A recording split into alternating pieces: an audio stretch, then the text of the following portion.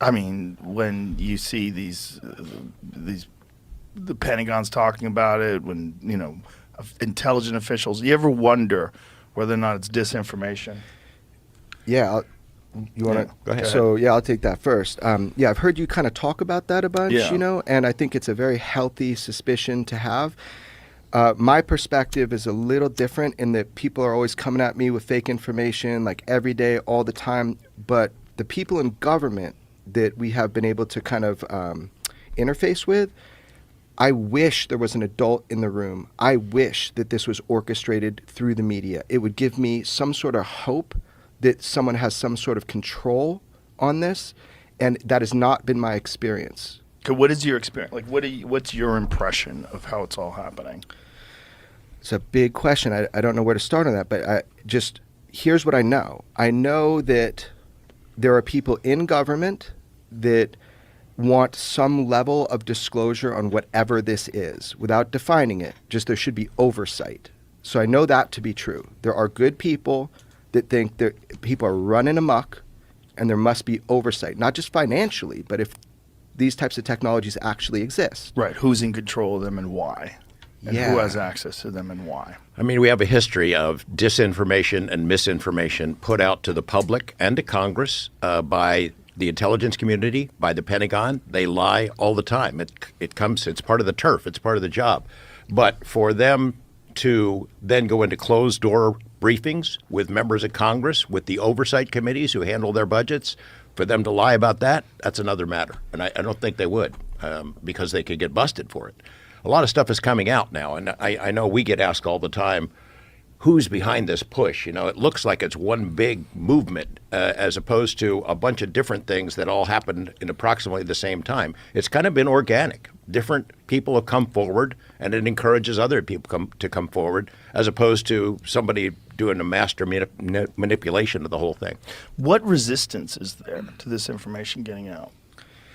There's resistance on like multiple levels. So despite what you believe to be true or not true, the big question is, are we going to be able to verify some of these claims? That's all I care about, right? If we're back engineering some of these craft, then I believe that we should have the discovery process to find out if things like what David Grush has said under oath, that he has literally put his well-being and his safety on the line for, if that is true, then we have a duty to find out. So the pushback comes from many levels. There's stigma. It's fucking huge, dude. Like it is political toxicity for some of these senators to even, people don't want to know, they don't want me to say I ever talk with them. It's like a toxic environment politically, the UFO thing. Because everybody thinks it's bullshit, or you're a loon if you believe it. But not everybody, but quite a few people. Not just that, it doesn't help you get reelected, man. Right. And then when you start poking the bear and going into the oversight committees and the Senate Intelligence Committee and the, all these things, they're like, whoa, this is our territory. Why are you, as Congress, pushing on us? Why are you doing that? Like, this is our job. We have clearances. So there's that kind of pushback too. You look back at the beginning of the cover-up, why did it happen? Why did it start? Well, if 1947, this gigantic wave of UFOs suddenly appear. You got Kenneth Arnold, you got Roswell, hundreds of sightings all over. We'd just come out of World War II, and our military is faced with a new threat that they really don't know what the hell it is. They start looking at it and trying to figure it out, but they can't.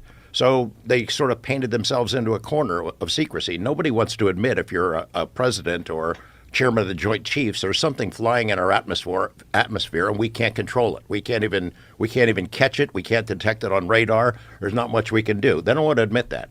Secondly, I think what was told to me by a Senate intelligence guy who was a chief staffer who oversaw black budget operations. He had come out to Area 51 looking into the Lazar stuff years ago, early 90s. And he told me, look, if this is true, if this cover-up is going on, if they are diverting millions of dollars, maybe hundreds of millions of dollars from legitimate national security programs to keep this cover-up going, as he suspected there were, then somebody's going to go to prison. When it comes out, they'd go to prison. I think we heard Dave Grush speaking before this House committee in late July, in which he talked about special access programs, hundreds of millions of dollars being funneled into them. Nothing ever comes out. Congress has no oversight. Congress doesn't even know they exist. That's the kind of thing you could send somebody to prison if and when it comes out. And then the final reason, we can only speculate about it, maybe there really is a big secret. I wonder about it. If I was told, here's the real deal, here's what's going to happen if this comes out, society will collapse. It is so overwhelming, so disturbing that it would hit the fan, that everybody'd freak out. Maybe there is something like that. I don't know. But it gets dangerous for us to allow military folks to decide, I can know it, but you can't. Dad can know, but mom and the kids can't know. I don't like that. Yeah, I'd like to be able to know myself. I don't like it either, but why do they think that society would collapse? There was a Brookings Institute study that was done in 1960 where they looked at it. And, well, let's say it was confirmed that we came out and admitted that extraterrestrials are here. And they speculated, in looking at sociological matters, that social institutions would collapse. Do people want to still pay their taxes? Do they want to go to work? It was so overwhelming. The fact that we, a lesser species, have been discovered by something more intelligent. We know from human history how that works out. When the Europeans come to North America, we know what happens to the people who are already here, the less developed society. They collapse. They were wiped out. And I think that was the projection of that study. The only way to get around that, they said, is to prepare for it over a long period of time, to condition folks to get ready for it. Now, I don't know if there was ever a policy where they instituted that, but it kind of looks like it. All the UFO and alien movies and TV shows and X-Files this and books and reports and children's cartoons, it almost looks like we've been conditioned to get ready for it over the last 60 years. When